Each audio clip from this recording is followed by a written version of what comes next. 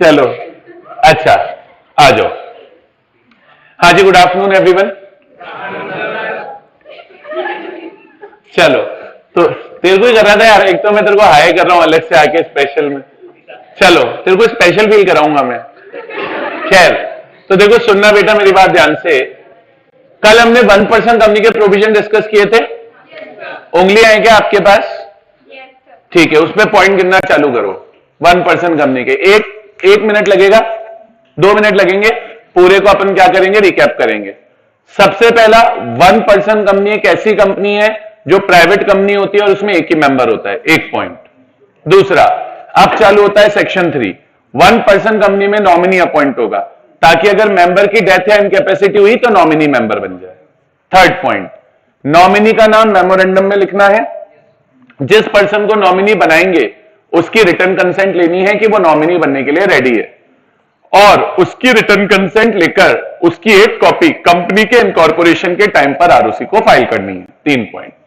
Fourth point, जिस बंदे को नॉमिनी बनाया है वो अपना नॉमिनेशन वापस भी ले सकता है, लेकिन अगर उसको अपना नॉमिनेशन वापस लेना है तो सब्सक्राइबर की डेथ या इनकैपेसिटी से पहले लेना है। सब्सक्राइबर की डेथ या इनकैपेसिटी से पहले लेना है। नेक्स्ट, क्या हमें नॉमिनी चेंज करना अलाउड है? यस। नॉमिनी चेंज करने का प्रोसेस क्या है? जो मेंबर है वो कंपनी को नोटिस देगा कि मैं नॉमिनी चेंज कर रहा हूं, कंपनी आरओसी को नोटिस देगी कि नॉमिनी चेंज हो गया है। लास्ट, चेंज ऑफ नॉमिनी को ऑल्टरेशन ऑफ मेमोरेंडम माना नहीं जाता है। ये कबूतर है नहीं, इसे कबूतर माना जाएगा। डीमिंग प्रोविजन है। क्लियर है क्या? ये बेवकूफ है नहीं, आगे मैं कुछ नहीं बोल रहा। क्लियर है क्या? यहां तक क्लियर है। उसके बाद हमने नेक्स्ट क्या पढ़े? रूल्स। हमने नेक्स्ट क्या पढ़े? रूल्स। बुक लिया बेटा? हमने नेक्स्ट क्या पढ़े? रूल्स। तो देखना रूल्स में क्या पढ़ा रहा था मैं आप लोगों को। सबसे पहला, अगर आपको ओपीसी का मेंबर बनना है या आपको ओपीसी का नॉमिनी बनना है तो आप नेचुरल पर्सन होने चाहिए, इंडियन सिटीजन होने चाहिए, और सबसे इंपॉर्टेंट इंडिया का रेसिडेंट होना जरूरी नहीं है। और इंडिया का रेसिडेंट कौन होता है? जो प्रीसीडिंग फाइनेंशियल ईयर में 120 डेज रहता है। 6 पॉइंट हो गए। 7 पॉइंट, 1% कंपनी अगर आप फॉर्म कर रहे हैं तो आप एक ही 1% कंपनी के मेंबर बन सकते हैं और एक ही 1% कंपनी के नॉमिनी बन सकते हैं। 8 पॉइंट, माइनर 1% कंपनी का मेंबर भी नहीं बन सकता, नॉमिनी भी नहीं बन सकता। 9 पॉइंट, 1% कंपनी एक नॉट फॉर प्रॉफिट कंपनी में कन्वर्ट नहीं हो सकती। और लास्ट पॉइंट, 1% कंपनी को non banking finance investment activity करना अलाउड नहीं।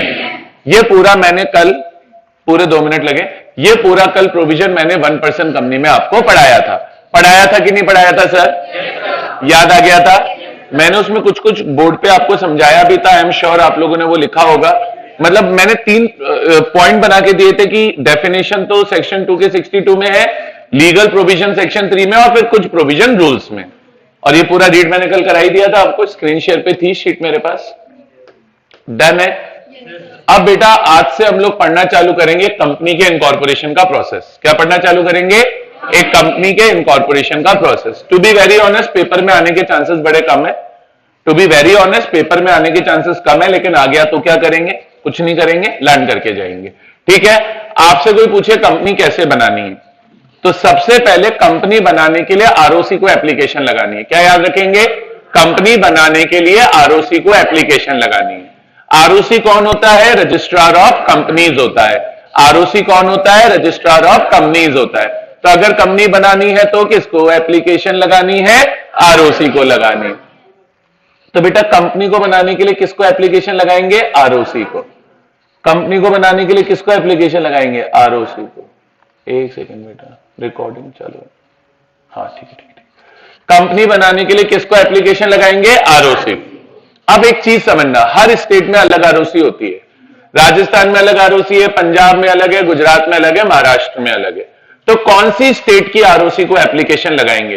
क्वेश्चन ही आता है आरओसी को एप्लीकेशन लगाएंगे, वो तो ठीक है, कौन सी स्टेट की आरओसी को एप्लीकेशन लगाएंगे?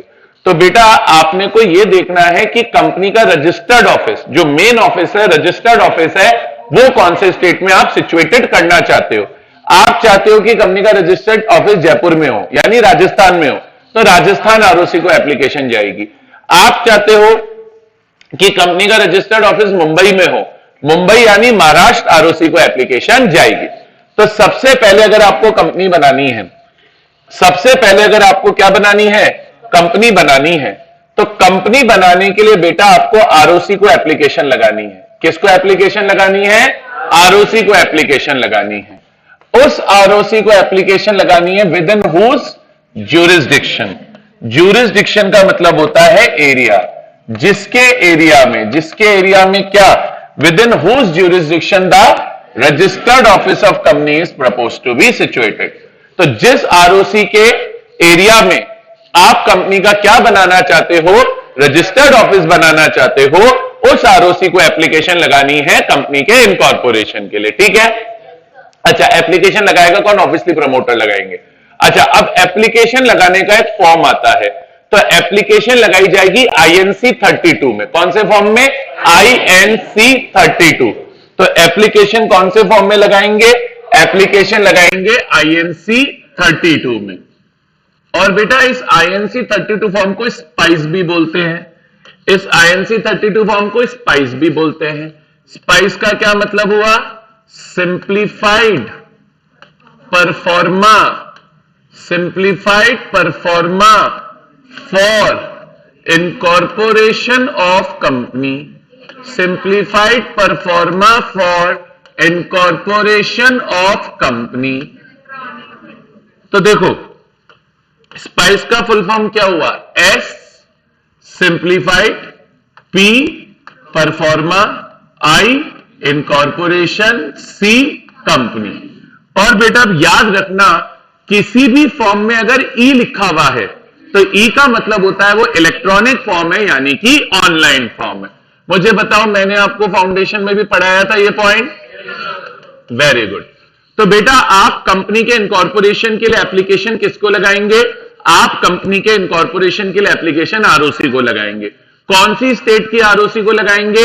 जिस स्टेट में कंपनी का रजिस्टर्ड ऑफिस है होगा सिचुएटेड, वहां पे लगाएंगे। एप्लीकेशन के लिए एक फॉर्म आता है INC 32। INC 32 फॉर्म को स्पाइस भी बोलते हैं, simplified pro forma for incorporation of company. बोलिए आया? अब एक चीज बताता हूं, ध्यान से देखना। अब एक चीज बताता हूं, ध्यान से देखना बेटा। अब हम ये जैसे कंपनीज एक्ट पढ़ेंगे, तो कंपनीज एक्ट में चैप्टर 2, 3, 4, 5, 6, 7, 8, 9 और 10 ये चैप्टर्स अपने सिलेबस में है। यही है? क्या हो गया बेटा? सब ठीक है? मौसम ठीक है?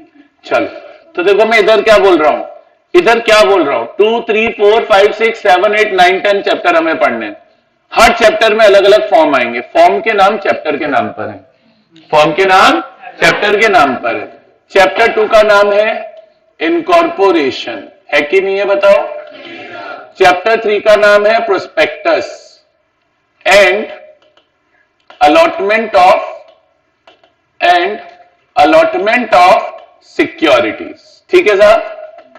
चैप्टर 4 का क्या नाम है? Share capital. चैप्टर 5 का क्या नाम है? डिपॉजिट। चैप्टर 6 का क्या नाम है? चार्जेस। चैप्टर 7 का क्या नाम है? मैनेजमेंट। चैप्टर 8 का क्या नाम है? डिविडेंड। चैप्टर 9 का क्या नाम है? Accounts of company. चैप्टर 10 का क्या नाम है? ऑडिट। ठीक है। अब सर चैप्टर 2 में जितने भी फॉर्म आएंगे सबका नाम होगा INC। चैप्टर 2 में जितने भी फॉर्म आएंगे सब फॉर्म का क्या नाम होगा? चैप्टर 2 में आने वाले फॉर्म का नाम होगा INC। चैप्टर 3 में जो फॉर्म आएंगे उनका नाम होगा PAS फॉर्म्स। चैप्टर 4 में जो फॉर्म आएंगे उनका नाम होगा SH। चैप्टर 5 में जो फॉर्म आएंगे उनका नाम होगा DPT। क्या नाम होगा? DPT। चैप्टर 6 में CHG। चैप्टर 7 में MGMT। चैप्टर 8 में फॉर्म का क्या नाम होगा? DIV। चैप्टर 9 में फॉर्म का क्या नाम होगा? AOC। और चैप्टर 10 में फॉर्म का क्या नाम होगा? ADT। तो याद रखना, जितने चैप्टर में जितने फॉर्म्स आते हैं सभी फॉर्म्स का नाम चैप्टर के नाम पर रखा गया। सर ये आपने क्यों बताया? नॉलेज के लिए। प्रैक्टिकली इसकी कोई सिग्निफिकेंस नहीं है। ठीक है? Now coming back to the topic. तो आज अगर हमें कंपनी बनानी है और कंपनी के इनकॉर्पोरेशन के लिए एप्लीकेशन लगानी है, तो एप्लीकेशन उस स्टेट की आरओसी को जाएगी जिस स्टेट में आप कंपनी का रजिस्टर्ड ऑफिस बनाना चाहते हो, और एप्लीकेशन जाएगी फॉर्म नंबर INC 32 में, यानी स्पाइस फॉर्म में। यहां तक क्लियर है क्या? यस सर, ये तो हमको आता है, इसमें क्या ही है, ये तो इजी बातें हैं। अब देखो यार, गवर्नमेंट कोई भी काम फ्री में नहीं करती, गवर्नमेंट कोई भी काम फ्री में नहीं करती। कोई तुम उनके दामाद तो हो नहीं कि तुम्हारे लिए फ्री में करेगी। तो का साथ में एप्लीकेशन की जमा करनी पड़ती है रजिस्ट्रेशन फीस। रजिस्ट्रेशन फीस कितनी है यहां नहीं लिखा, एक ये अलग से रूल्स बने हुए हैं, companies registration offices and fees rules 2014। In rules के अकॉर्डिंग फीस जमा होती है, इन रूल्स के अकॉर्डिंग फीस जमा होती है। तब ओवरऑल पॉइंट क्या हो गया? An application for registration of a company shall be filed with the registrar within whose jurisdiction the registered office of company is proposed to be situated in form number INC 32 SPICE along with fees as provided under companies registration offices fees rules 2014। यहां तक clear है क्या? Very good. अच्छा बेटा, क्या होता है कई बार अगर आप कोई कंपनी बना रहे हो तो उस कंपनी के अलग से रेगुलेटरी अथॉरिटीज भी होते हैं। मतलब उस कंपनी पे कंपनीज एक्ट तो लग ही रहा है, पर कई कंपनीज ऐसी होती है जिनके अलग से भी कोई रेगुलेटरी अथॉरिटीज होते हैं। जैसे अगर आप एक बैंकिंग कंपनी बना रहे हो, जैसे HDFC है, ICICI है, ये सब बैंकिंग कंपनीज है, तो बैंकिंग कंपनीज का रेगुलेटर है RBI, reserve bank of India. अगर आप एक म्यूचुअल फंड कंपनी बना रहे हो तो म्यूचुअल फंड कंपनी को रेगुलेट करती है SEBI, securities exchange board of India. अगर आप एक इंश्योरेंस कंपनी बना रहे हो तो इंश्योरेंस कंपनी को रेगुलेट करता है IRDA, insurance regulatory development authority. तो इन्होंने बोला अगर आप कोई ऐसी कंपनी बना रहे हैं जिसका कोई सेक्टोरल रेगुलेटर है, सेक्टोरल रेगुलेटर वो होता है जो किसी पर्टिकुलर सेक्टर को कंट्रोल करता है, तो बोले फिर कंपनी बनाने के लिए उस सेक्टोरल रेगुलेटर की अप्रूवल भी लेनी पड़ेगी, और सेक्टोरल रेगुलेटर के अप्रूवल लेटर की एक कॉपी फॉर्म INC 32 में जब एप्लीकेशन लगाओगे उसके साथ अटैच करनी पड़ेगी। क्लियर है? तो ये वाला पॉइंट बोलता है, ये वाला पॉइंट बोलता है, सिंपल टर्म्स में इसको लिख देते हैं, where approval of any, where approval of any sectoral regulator, where approval of any sectoral regulator like RBI, SEBI, etc. is also required, then such approval shall be obtained, then such approval shall be obtained, then such approval shall be obtained, and its copy will be attached, and its copy will be attached to the application, and its copy will be attached to the application। बताइए बच्चों, ये point समझ में आया कि नहीं आया? अगर आपको बैंकिंग कंपनी बनानी है तो RBI की अप्रूवल लेनी पड़ती है, इंश्योरेंस कंपनी बनानी है तो IRDA की अप्रूवल लेनी पड़ती है, म्यूचुअल फंड कंपनी बनानी है तो आपको अप्रूवल लेनी पड़ती है SEBI की। तो इनकी अप्रूवल लो और फिर ये अप्रूवल लेटर की भी एक कॉपी, ये जो फॉर्म नहीं है INC 32, इसके साथ अटैच करो। तो ये तो पहला पॉइंट हो गया कि अगर आप कंपनी के इनकॉर्पोरेशन करना चाहते हो तो आपको क्या लगानी पड़ेगी? एप्लीकेशन लगानी पड़ेगी फॉर इनकॉर्पोरेशन। आया नहीं आया समझ में? लीजिए इसका एक स्क्रीनशॉट लीजिए। चलो भेज दिया तो ग्रुप में आ गया, अपने को टेंशन नहीं लेनी, सबको फोटोग्राफर थोड़ी बनना है, क्यों बेटा? चलो यहां तक ले रहे, रेडी थी, ऐसे फोन लेकर खड़ी थी, बोले बस सर हटेंगे और मैं फोटो खींच लूंगी। खैर नेवरदलेस यहां तक क्लियर है, सबको समझ में आया? जी सर हमको सब आता है। तो आगे चलते हैं फिर बेटा। अब सर आपको कहीं अकेले भेजा जाएगा, आपको अच्छा लगेगा? दो चार को साथ में ले जाएंगे, बड़ा फील आता है। बोले मम्मी जा रही है, पापा जा रही है, छोटा भाई जा रहा है, पीछे कोई बैग पकड़ के चल रहा है, कितना मजा आएगा सोचो। तो क्या पीछे सर्वेंट पकड़ के चलेगा बैग? आप हंस क्यों रहे थे? आपका कौन पकड़ के चलता है पीछे बैग है? चलो तो देखो मैं क्या बोल रहा हूं, सुनना मेरी बात ध्यान से बेटा। जब आप आरओसी को एप्लीकेशन लगाएंगे तो एप्लीकेशन अकेली नहीं जाती, अकेली बोर होगी ना बेटा, अकेली जाएगी तो साथ में ना वो 10-12 डॉक्यूमेंट लेकर जाएगी। तो जब आप एप्लीकेशन लगाएंगे आरओसी को for the purpose of incorporation of company, तो साथ में कुछ डॉक्यूमेंट्स होंगे जो आपको अटैच करने पड़ेंगे। देखिए क्या क्या डॉक्यूमेंट्स अटैच करने, बोलो जी सर। देखते हैं सर, आओ सर। तो अब देखो, अगर पेपर में नॉर्मली क्वेश्चन आएगा तो इसी टॉपिक से आएगा कि बताओ कौन से ऐसे डॉक्यूमेंट्स है जो एप्लीकेशन के साथ अटैच करने पड़ते हैं कंपनी को इनकॉर्पोरेट करते वक्त।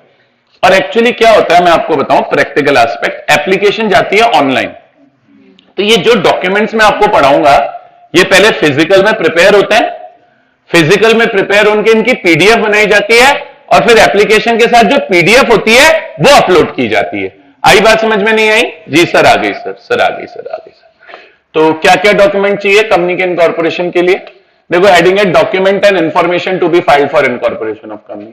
अब इधर देखना बेटा, आप जब कंपनी के इनकॉर्पोरेशन के लिए एप्लीकेशन लगाओगे, आप जब कंपनी के इनकॉर्पोरेशन के लिए क्या लगाओगे? एप्लीकेशन लगाओगे, तो सबसे पहला कंपनी का एक मेमोरेंडम बनाइएगा, आर्टिकल्स बनाइएगा। पहला डॉक्यूमेंट क्या चाहिए? Memorandum and articles. फिर मेमोरेंडम एंड आर्टिकल पे प्रमोटर के साइन कराइएगा। जब मेमोरेंडम आर्टिकल पे प्रमोटर साइन कर देंगे तो वो क्या कहलाएंगे? क्या कहलाएंगे? सुन नहीं रहा मेरे को, क्या कहलाएंगे? क्या कहलाएंगे? भूल तो नहीं जाओगे? भूल तो नहीं जाओगे? मैं पहले प्यूपा था, फिर मैं बटरफ्लाई बना, नहीं कैटरपिलर बना। समझ रहे हो ना? मतलब फील पता है पॉइंट का क्या है? मैं पहले प्रमोटर था, मैंने जब मेमोरेंडम आर्टिकल साइन किया तो मैं सब्सक्राइबर बना।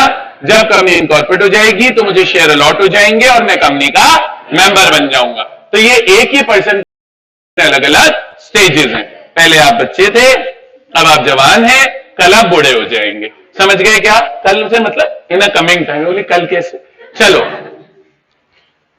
तो पहला पॉइंट क्या याद रखना है? कंपनी के इनकॉर्पोरेशन के साथ पहला डॉक्यूमेंट क्या चाहिए? Memorandum article. मेमोरेंडम आर्टिकल पे किसके साइन कराने हैं? सब्सक्राइबर्स के। किसके साइन कराने हैं? सब्सक्राइबर के। तो पहला डॉक्यूमेंट क्या चाहिए? Memorandum and articles duly signed by the subscribers. पहला डॉक्यूमेंट क्या चाहिए? ये वाला पहला डॉक्यूमेंट चाहिए for the purpose of incorporation of company. दूसरा डॉक्यूमेंट क्या चाहिए? एक घोषणा करनी है। क्या करनी है? डिक्लेरेशन, शपथनामा। आगे से आग जल रही होगी, आग पे ऐसे आपको हाथ रखना है अपना और ऐसे कसम खानी है। बोले मैं कसम खाता हूं कि मैंने अपनी तरफ से कंपनी के इनकॉर्पोरेशन की जितनी रिक्वायरमेंट है वो पूरी कर ली है और मैं ये वादा करता हूं कि इनकॉर्पोरेशन की किसी भी रिक्वायरमेंट से कोई नॉन कंप्लायंस नहीं हुआ है। मैं मम्मी कसम खा रहा हूं, हाथ जल गया हो, मैं मम्मी कसम खा रहा हूं कि मैंने सारी रिक्वायरमेंट्स को कंप्लाई कर लिया है। डिक्लेरेशन क्या है? शपथनामा है।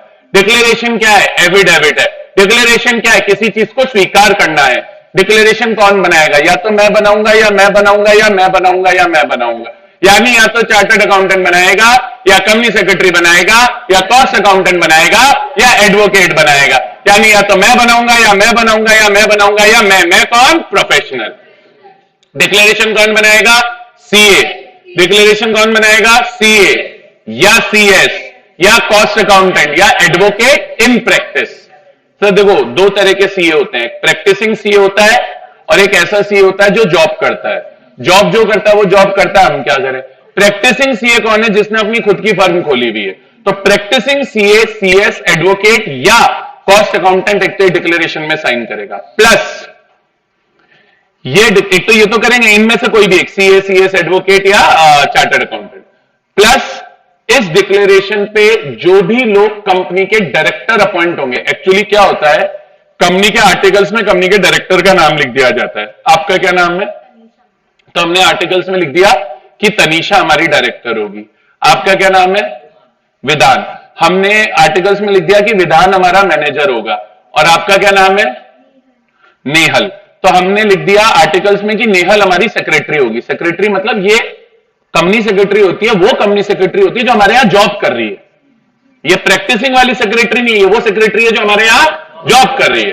तो आर्टिकल्स में ही डायरेक्टर का नाम लिखा होता है नेहल, आर्टिकल में ही मैनेजर का नाम लिखा होता है विधान और आर्टिकल में ही सेक्रेटरी का नाम लिखा होता है नेहल। तो इनमें से भी कोई एक जना साइन करेगा। तो डिक्लेरेशन सीए, सीएस, एडवोकेट या कॉस्ट अकाउंटेंट साइन करेगा, एंड डिक्लेरेशन कौन साइन करेगा?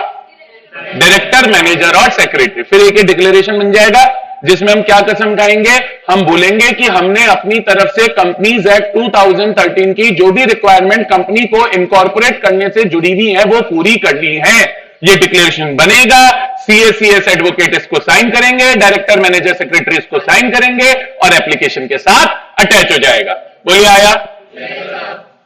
अगला डॉक्यूमेंट चाहिए, अगला डॉक्यूमेंट चाहिए डिक्लेरेशन। डिक्लेरेशन क्या बोलेगा? All the requirements of companies act 2013 है, जो भी इसके रूल्स हैं, rules made thereunder have been complied with.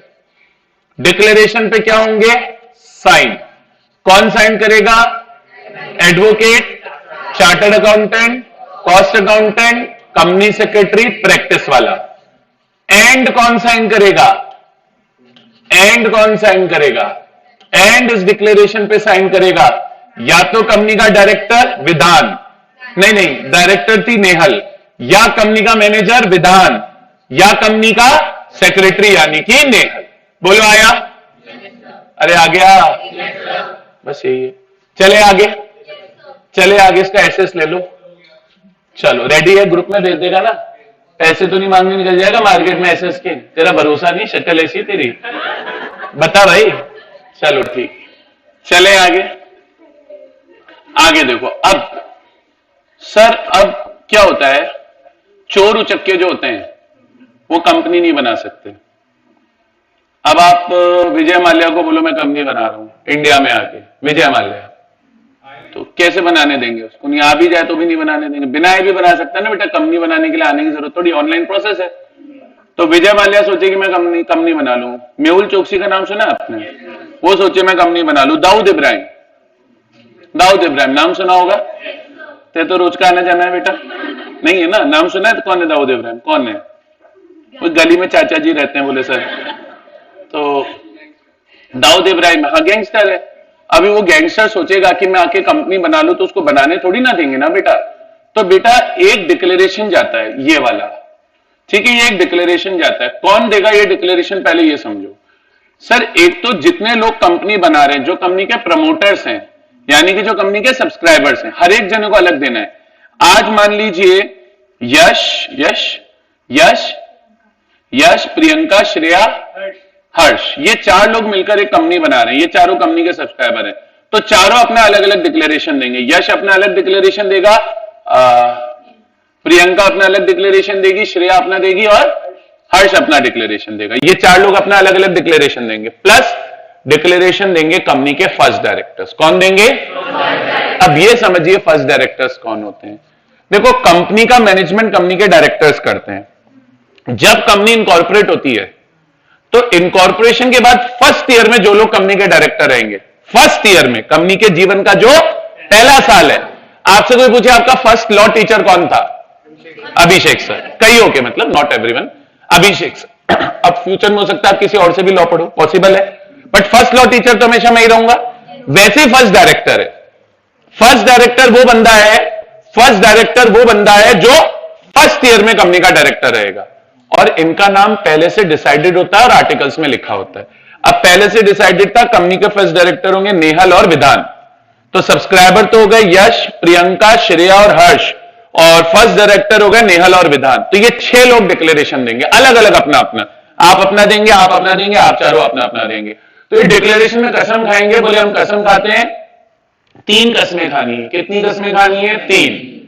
पहली कसम ये खाएंगे कि बोले हम कसम खाते हैं कि देखो ऐसा थोड़ी कि ये आज कंपनी बना रहे, तो इससे पहले उन्होंने कभी कोई कंपनी नहीं बनाई होगी। विजय माल्या की गलती क्या थी? तो उसने किंगफिशर नाम की एयरलाइन बना ली, ठीक है, और कोई गलती नहीं थी उसकी।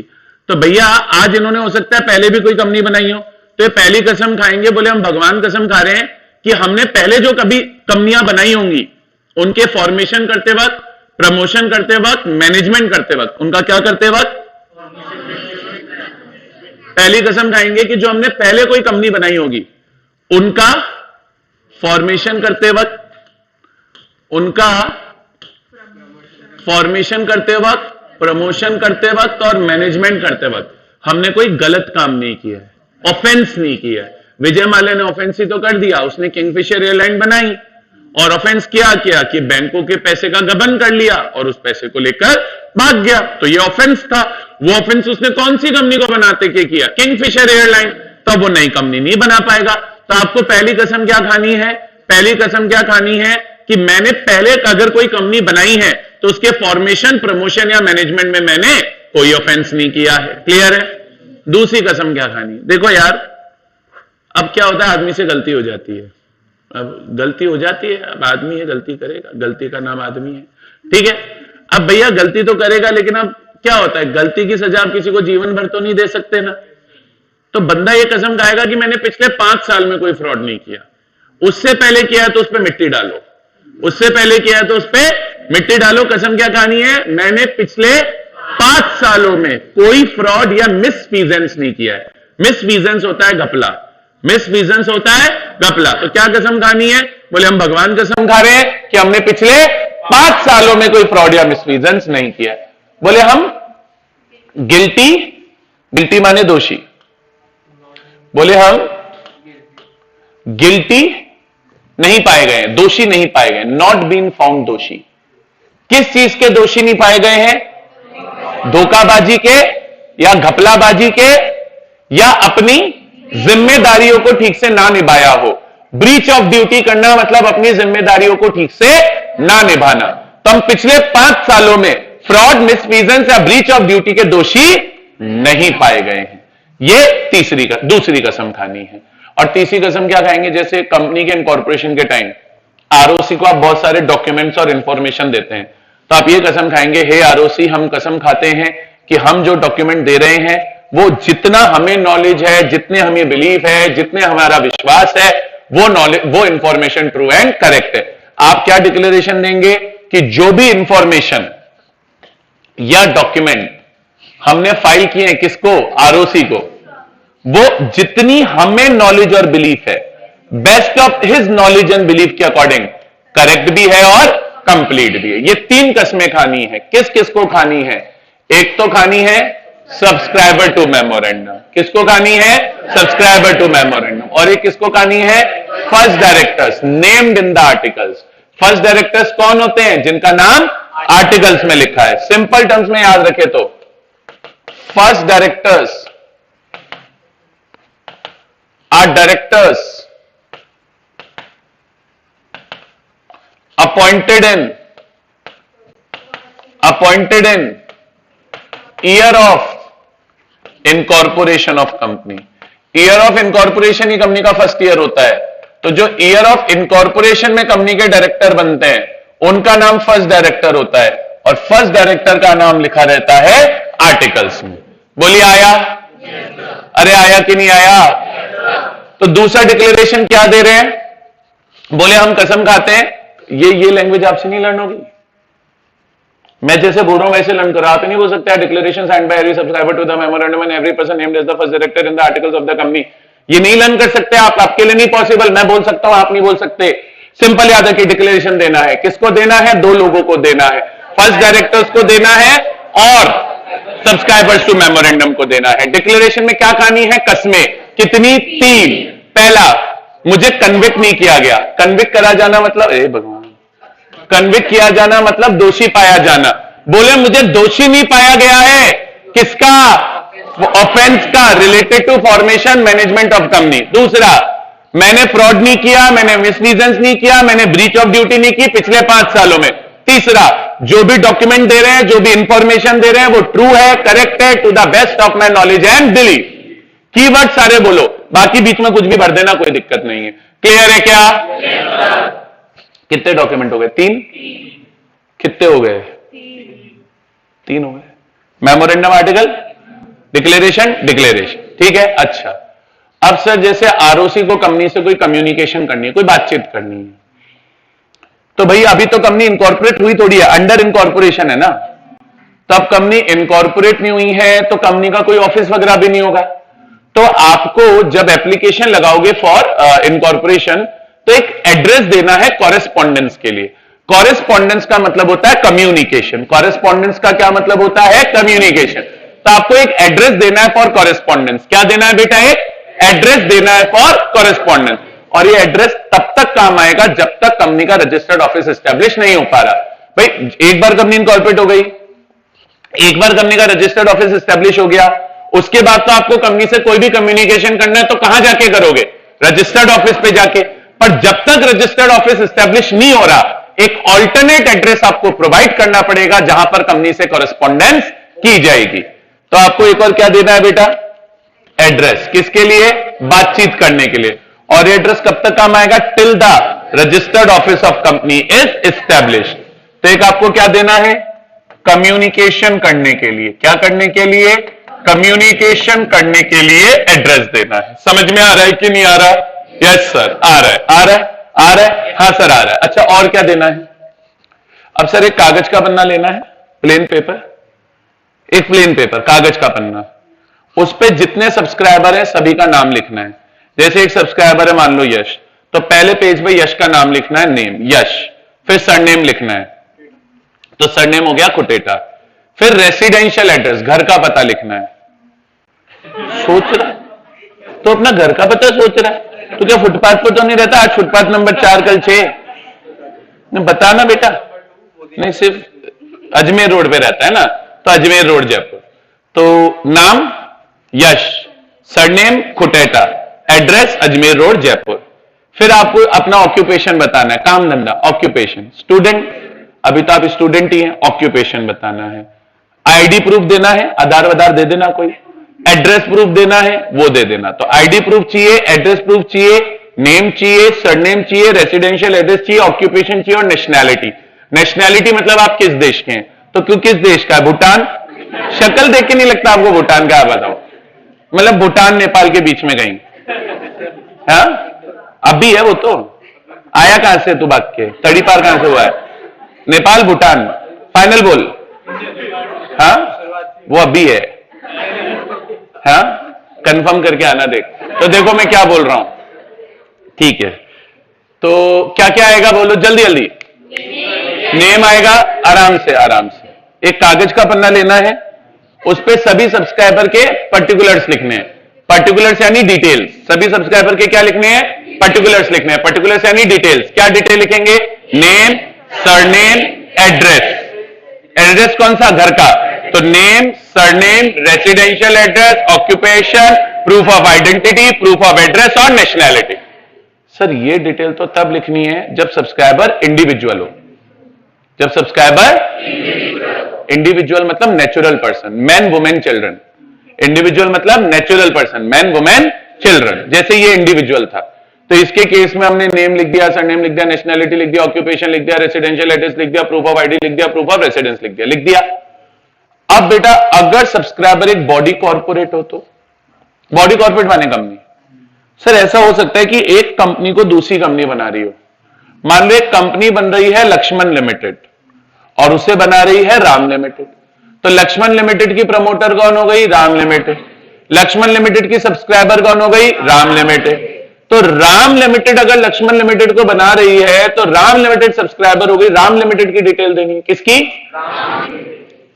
अब राम लिमिटेड के केस में name, surname, residential address, occupation, nationality, ये सब चीजें तो नहीं आ सकती ना बेटा। चलो नाम तो आ जाएगा, सरनेम कहां से लाओगे?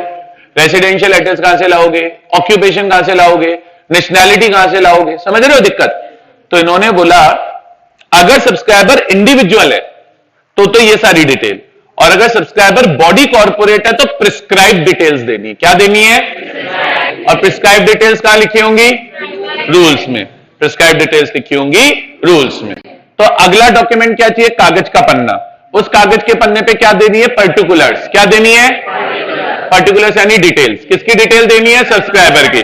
अगर सब्सक्राइबर इंडिविजुअल है, अगर सब्सक्राइबर तो मैंने बता दिया क्या डिटेल देनी है। और अगर सब्सक्राइबर बॉडी कॉर्पोरेट है तो प्रिस्क्राइब डिटेल देनी है। बोलिए आया? इसका पहले स्क्रीनशॉट ले लिया होगा तूने, क्या भेज दिया? चलो आगे देखो, नेक्स्ट पॉइंट क्या है बच्चों? With respect to every subscriber to memorandum following particulars. Particulars का मतलब होता है डिटेल्स। तो बेसिकली बेटा इस ई पॉइंट में क्या जाएगी? इस ई पॉइंट में बेटा जाएंगी डिटेल्स। किसकी डिटेल्स जाएंगी? इस ई पॉइंट में जाएंगी बेटा डिटेल्स ऑफ सब्सक्राइबर्स। क्या जाएंगी बेटा? Details of subscriber. अब अगर सब्सक्राइबर क्या है? इंडिविजुअल है तो उसका नाम Yash, surname Khuteta, residential address Ajmer road, nationality Bhutan, proof of ID, proof of residence. Clear है? ये वाली लाइन नहीं करनी है, नॉट नीडेड। नेक्स्ट, और अगर सब्सक्राइबर क्या है?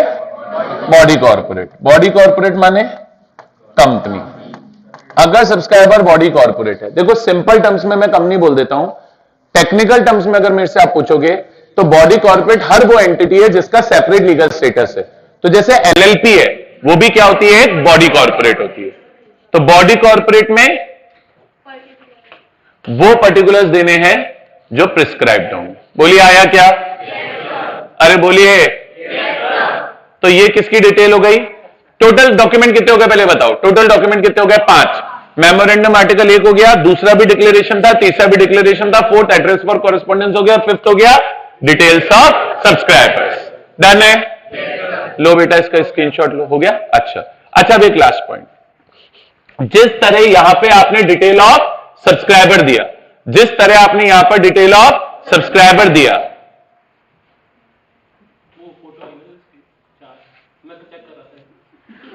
ऑडिट कर रहा था तेरी, चलो, तो जिस तरह आपने अभी क्या दी बेटा? डिटेल ऑफ सब्सक्राइबर दी, वैसे अब आपको देनी है detail of first director. Detail of, आप बताओ बेटा क्या नाम है आपका? मनस्वी। फर्स्ट डायरेक्टर कौन होता है?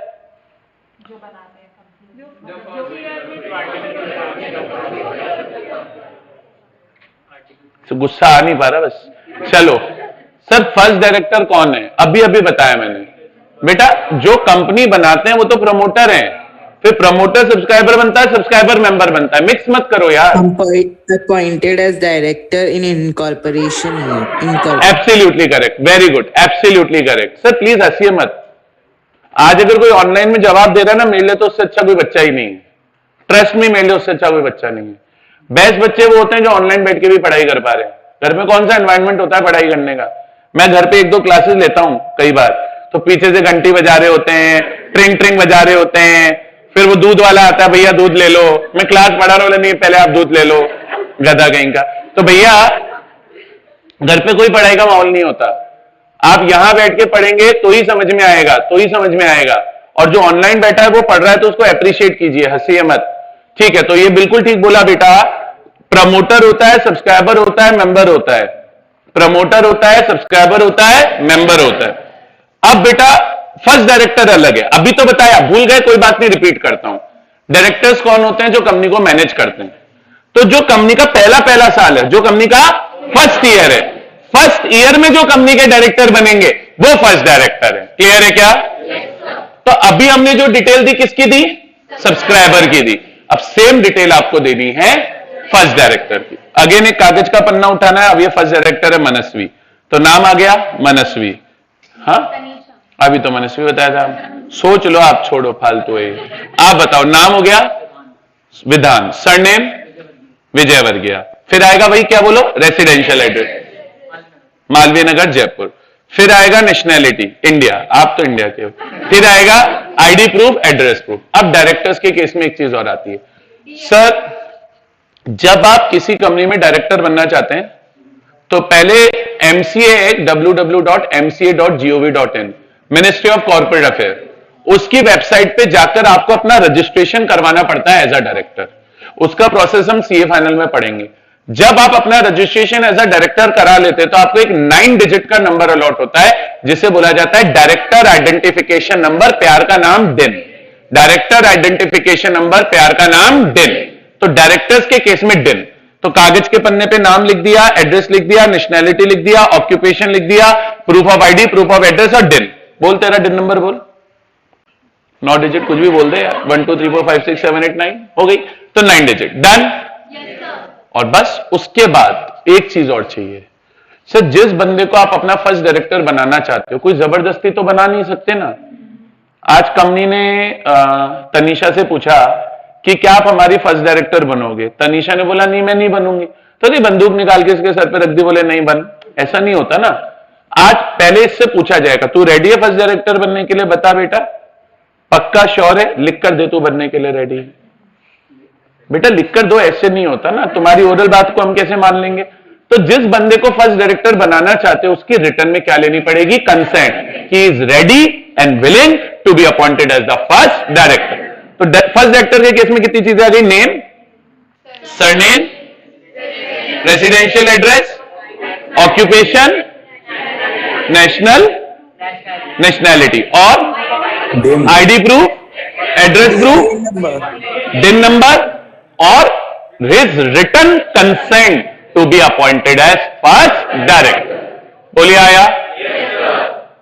तो नेक्स्ट पेज पे चले।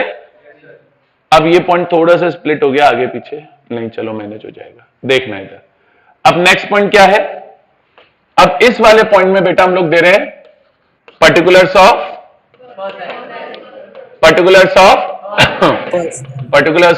First directors. फर्स्ट डायरेक्टर्स के बेटा हम लोग पर्टिकुलर्स दे रहे हैं, ठीक है सर? अब फर्स्ट जो डायरेक्टर है, कौन सा? फर्स्ट जो डायरेक्टर है उनका क्या क्या? नेम, क्या विधान, विजय वर्गीय, डायरेक्टर आइडेंटिफिकेशन नंबर 1 से लेकर 9 तक, residential address Malviya Nagar, nationality Indian, और कोई अदर प्रिस्क्राइब पर्टिकुलर्स होंगी तो वो, along with such proof of identity as may be prescribe. और बेटा आपको क्या देना है? विधान with respect to every person named as first director in articles, his consent to act as a director, ठीक है? जो भी प्रिस्क्राइब फॉर्म एंड मैनर है उसमें। एक चीज और, अब फर्स्ट डायरेक्टर को एक चीज और बतानी है। क्या बतानी है बेटा? जैसे ये विधान हमारी कंपनी का डायरेक्टर बन रहा है वो तो ठीक है, पर विधान का अगर किसी और कंपनी में भी कोई इंटरेस्ट है, इंटरेस्ट मतलब राइट है, जैसे मान लो किसी और कंपनी का भी कोई शेयर होल्डर है, या किसी और कंपनी में भी डायरेक्टर है, कोई सीईओ है, या नॉट नेसेसरीली कंपनी कोई पार्टनरशिप फॉर्म में उसमें पार्टनर है, तो किसी भी अदर एंटिटी में अगर इसका कोई राइट है, कोई इंटरेस्ट है, तो उसके बारे में भी इसको बताना पड़ेगा। विधान बोलेगा, मान लो विधान अभी डायरेक्टर बन रहा है रिलायंस का, पर ये साथ में डायरेक्टर है मान लो आईटीसी का भी, तो रिलायंस बताएगा कि रिलायंस को कि देखो यार मैं पहले से आईटीसी का भी डायरेक्टर हूं, प्लस मान लो इसमें 20% शेयर है इन्फोसिस के, तो बताएगा देख यार मेरे पास ना पहले से 20% शेयर है इन्फोसिस के, तो उसको अपने इंटरेस्ट के बारे में भी बताना है अगर किसी दूसरी फर्म में या बॉडी कॉर्पोरेट में है तो। इंटरेस्ट से क्या मतलब हुआ बेटा? इंटरेस्ट से मतलब क्या हुआ? इंटरेस्ट में आपकी शेयर होल्डिंग किसी दूसरी कंपनी में है तो वो आ गई। इंटरेस्ट के अंदर आप अगर किसी और कंपनी में कोई सीईओ या डायरेक्टर हो तो ये आ गया, या कोई भी अदर राइट्स अगर आपको मिले हुए हैं तो वो भी किसके अंदर आ गए? इंटरेस्ट के अंदर आ गए। तो ये भी बेटा फर्स्ट डायरेक्टर को बताना पड़ेगा। बोलिए आया?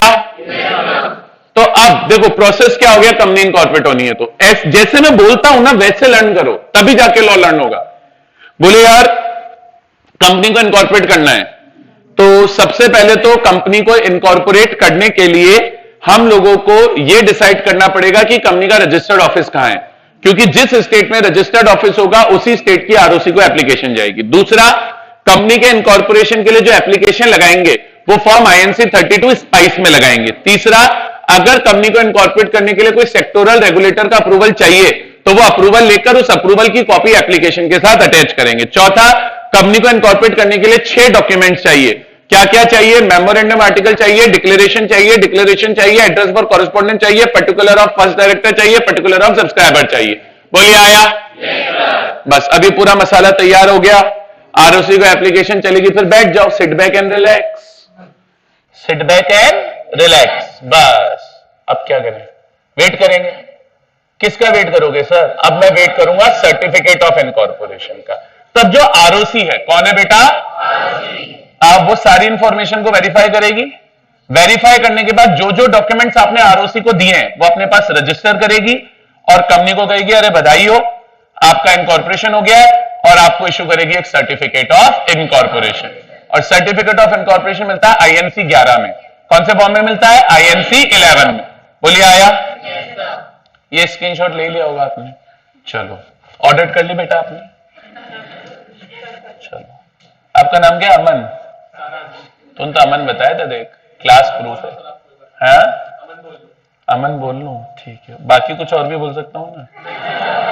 चलो चलो इधर देखना।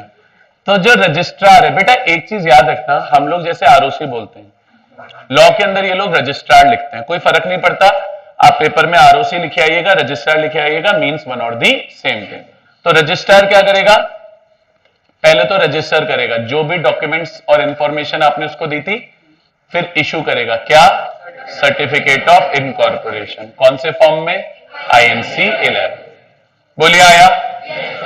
अच्छा, अब बेटा क्या होता है, दो कंपनीज के नाम सेम होना एक नॉर्मल सी बात होती है, मतलब वैसे एकदम सेम नहीं होते, थोड़े बहुत मिलते जुलते कई बार हो जाते हैं।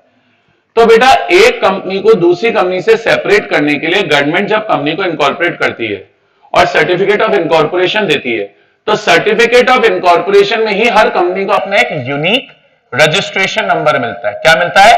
यूनिक वो यूनिक होता है। जैसे आप गाड़ी चलाते हो, आप किससे आए हो? एक्टिवा से आए हो? पापा के साथ आए। तो पापा किससे आए थे? एक्टिवा से आए थे। बोले पापा के साथ आई थी, पापा किस पे पता नहीं है।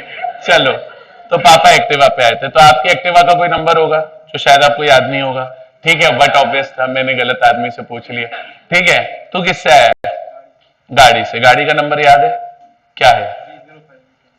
आगे का पीछे का? अच्छा चलो छोड़ो, मेरी गाड़ी का नंबर बताता हूं।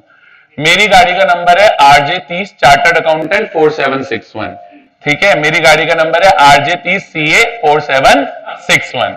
CA का मतलब चार्टर्ड अकाउंटेंट, ठीक है। तो 10 डिजिट का नंबर है, 10 डिजिट का नंबर है, and it's a unique number.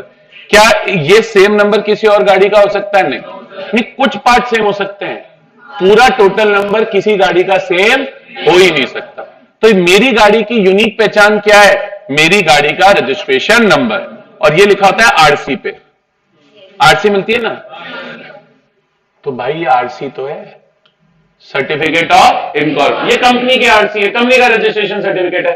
तो इस रजिस्ट्रेशन सर्टिफिकेट में कंपनी का एक यूनिक रजिस्ट्रेशन नंबर लिखा रहता है, और उस यूनिक रजिस्ट्रेशन नंबर को बोला जाता है corporate identity number CIN, which is a 21 digit number, which is a 21 digit. Knowledge के लिए याद रखो, लॉ में नहीं लिखा, ठीक है। सो जब कंपनी इनकॉर्पोरेट हो जाएगी तो सर्टिफिकेट मिलेगा, सर्टिफिकेट में कंपनी का एक यूनिक रजिस्ट्रेशन नंबर होगा जिसे बोला जाएगा कॉर्पोरेट आइडेंटिटी नंबर। बोलिए आया? More popularly known as CIN, and it is a 21 digit alpha numeric code. Alpha numeric मतलब इसमें कुछ अल्फाबेट्स होते हैं, कुछ नंबर्स होते हैं, सारे नंबर भी नहीं होते, सारे अल्फाबेट्स भी नहीं होते, ठीक बात। तो नेक्स्ट पॉइंट आता है, नेक्स्ट पॉइंट आता है allotment of corporate identity number. प्यार का नाम सिन, ठीक है। इट्स अ 21 डिजिट नंबर, याद रख पाएंगे ये बात? अल्फा न्यूमेरिक होता है, ठीक है। तब आरओसी अलॉट करेगी एक corporate identity number. Corporate identity number क्या होती है? Distinct identity. डिस्टिंक्ट माने यूनिक, आइडेंटिटी माने पहचान। ये नंबर कंपनी को एक यूनिक पहचान देता है, is the distinct identity of number. और सिन कहां लिखा होता है? इंक्लूडेड होता है सर्टिफिकेट ऑफ इनकॉर्पोरेशन। क्लियर है क्या? अरे बोलो। अच्छा, एक होता है आपको इनकम टैक्स में पढ़ाया जाएगा, इनकम टैक्स में जब रजिस्ट्रेशन होता है तो पैन नंबर मिलता है, परमानेंट अकाउंट नंबर मिलता है, it is a 10 digit alpha numeric code. तो अगर कंपनी को पैन नंबर मिल चुका है तो पैन नंबर भी सर्टिफिकेट में लिखा रहता है, अगर मिल चुका है। हर कंपनी को पैन उस टाइम तक मिला नहीं होता, अगर मिला हुआ होता है तो लिख देते, नहीं मिला हुआ होता है तो नहीं भी लिखते हैं, कोई जरूरी नहीं है। पैन क्या है मेरे से ज्यादा मत पूछो, वो आपके टैक्स वाले सर बताएंगे, मुझे नहीं आता। बाकी जो पैन नंबर है क्या है? पैन नंबर है वो इनकम टैक्स का रजिस्ट्रेशन नंबर है, तो वो भी सर्टिफिकेट में लिख दिया जाता है अगर कंपनी को अलाउड हुआ हुआ है तो सर्टिफिकेट ऑफ इनकॉर्पोरेशन में मेंशन रहेगा PAN, permanent account number, where it is issued by income tax department. Clear है क्या? यहां तक कोई दुख दर्द? सबको समझ में आ रहा है? पक्का? कोई डाउट या क्वेरी? चलो, मेरे बोले पहले ही रेडी रहता है भाई हमारा। 6 पॉइंट में दिमाग मत लगाना, कुछ नहीं है, 8 पॉइंट से दिमाग लगाएंगे अब। सर अब मान लो कंपनी इनकॉर्पोरेट हो गई, 4-5, 6-7 महीना इनकॉर्पोरेट हो गया। इनकॉर्पोरेशन के बाद 8-9 महीना बाद, साल भर बाद, 2 साल बाद पता चलता है कि भैया कंपनी जब इनकॉर्पोरेट हुई थी तो कंपनी ने एप्लीकेशन में फॉल्स या इनकरेक्ट इंफॉर्मेशन दी थी या कोई जरूरी बातें छुपाई थी।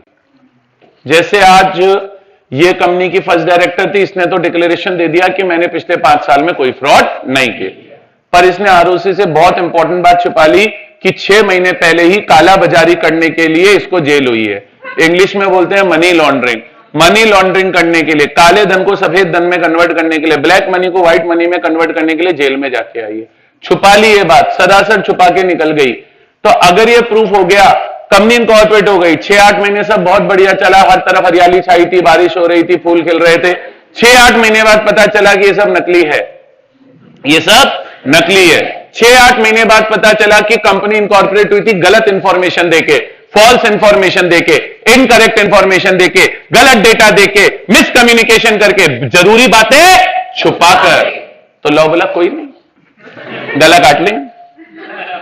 किसका गला काटेंगे?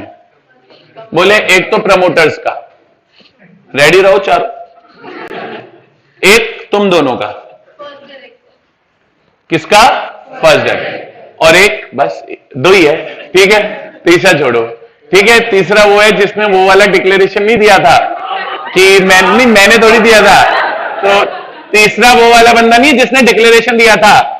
कौन सा वाला डिक्लेरेशन? 2 थे। पहला वाला डिक्लेरेशन जिसने ये वाला डिक्लेरेशन दिया था कि कंपनीज एक्ट की सारी रिक्वायरमेंट पूरी हो गई है, वो वाला सीए, वो वाला सीएस, वो वाला एडवोकेट, वो वाला कॉस्ट अकाउंटेंट, वो वाला डायरेक्टर, वो वाला मैनेजर, वो वाला सेक्रेटरी, ये लोग। तो every person who made a, कौन सा वाला? एक्ट वाला, कि requirement of the act and rules have been complied. इन तीनों का गला काट लेंगे। गला कैसे काटेंगे? सेक्शन 447। आज अगर ये प्रूफ हो जाता है, अगर ये प्रूव हो जाता है कि कंपनी को पंजीकृत किया गया था, इनकॉर्पोरेट किया गया था, फर्निश कर कर, प्रोवाइड कर कर, क्या प्रोवाइड कर कर इनकॉर्पोरेट किया गया था? फॉल्स या इनकरेक्ट इंफॉर्मेशन या सप्रेसिंग कर कर, सप्रेसिंग करना माने छुपा लेना, हाइड करके। क्या हाइड करके? कोई भी मटीरियल फैक्ट, मटीरियल माने इंपॉर्टेंट, फैक्ट माने इंफॉर्मेशन। तो अगर ये प्रूफ हो गया कि कंपनी सप्रेसिंग करके मटीरियल फैक्ट या फॉल्स या इनकरेक्ट इंफॉर्मेशन देके इनकॉर्पोरेट हुई थी या किसी भी प्रकार का फ्रॉड्यूलेंट काम करके इनकॉर्पोरेट हुई थी, तो इन 3 लोगों को 447 का पनिशमेंट मिलेगा। अब आपको याद हो तो ये लाइन तो फाउंडेशन में भी पढ़ी थी हमने, लेकिन मैंने फाउंडेशन में 447 का पनिशमेंट नहीं पढ़ाया था, पर अब पढ़ाएंगे। इंटर में ये हमारे सिलेबस में है, फाउंडेशन में हमारे सिलेबस में नहीं हुआ करता था, ठीक है। मैंने आपको फाउंडेशन में भी बोला था जब आप इंटर में आओगे तो मैं आपको 447 का पनिशमेंट पढ़ा दूंगा। अभी सिर्फ क्या याद रखना है? अगर ये प्रूफ हो गया कि कंपनी इनकॉर्पोरेट हुई थी बाय फर्निशिंग फॉल्स और इनकरेक्ट इंफॉर्मेशन और by suppressing any material fact और by any fraudulent action, then following person will be liable for action under section 447। कौन कौन लायबल होगा? ए पॉइंट द प्रमोटर्स, दूसरा point every person named in the articles as first director, और last every person who made a declaration that requirement of companies act have been complied with। बोलिए आया? आज इतना ही रखते हैं, जब कल आएंगे ये वाला पॉइंट नहीं पढ़ाएंगे। पहले 447 का पनिशमेंट पढ़ाएंगे, फिर ये लास्ट पॉइंट पढ़ाएंगे। कंपनी का इनकॉर्पोरेशन यानी सेक्शन 7 खत्म हो जाएगा, कल अगला सेक्शन पढ़ेंगे जो भी आएगा। बोलिए क्लियर है क्या? लगा? आया समझ में आज जो पढ़ाया? थोड़ा बहुत आया? चलो कल मिलेंगे बेटा।